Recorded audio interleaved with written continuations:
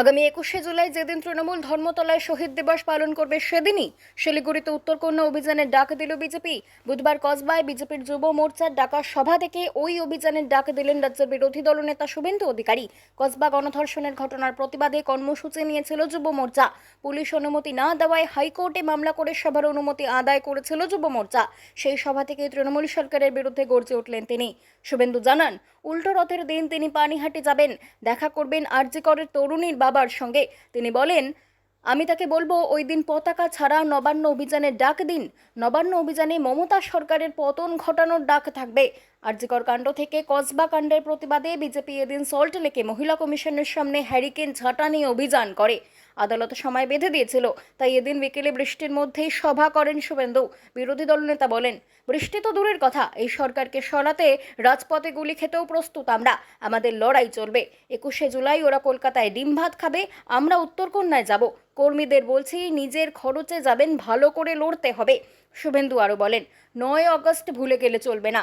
1 বছর আগে ওই দিনটিতেই চিকিৎসক বোনটিকে শেষ করে দেওয়া হয়েছিল। কি কষ্ট দিয়েছে ডাক্তার বোনটাকে। হাসখালি, কালিয়াগঞ্জ, কামদুনি, সন্দেশখালী, কাটোয়া, কাকদ্বীপ, কালিয়াগঞ্জ, মাটিগাড়া, ময়নাগুড়ি, রামপুরহাটের বকটুই, গোটা বাংলায় মমতা তার বাহিনী ধর্ষকের ভূমিকায়। তাই এদেরকে তুলে ফেলতে হবে। এ তো সবে শুরু, অভিযান থামবে না। বিজেপি রাজপথে আছে। বৃষ্টি তো দূরের কথা, গুলি খেতেও প্রস্তুত আছেন, হ্যাঁ কিনা বলুন? No vote to, no vote to, no vote to Mamata হটাও। আমাদের যুব মোর্চার ভাইরা কলকাতা হাইকোর্টে গেছে।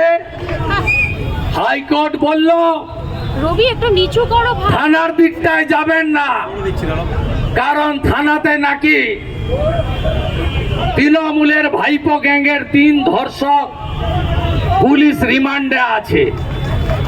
আমরা বললাম আমরা কসবা যাব। কোর্ট বলল হ্যাঁ যাবেন কসবা। আমরা বললাম কসবা ল কলেজের সামনে যাব, যেখানে আমাদের বোনকে ধর্ষণ করা হয়েছে।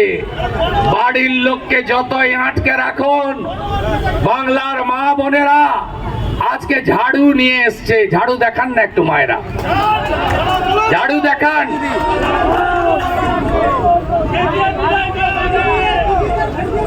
ঝাড়ু মেরে করো সাফ মমতার,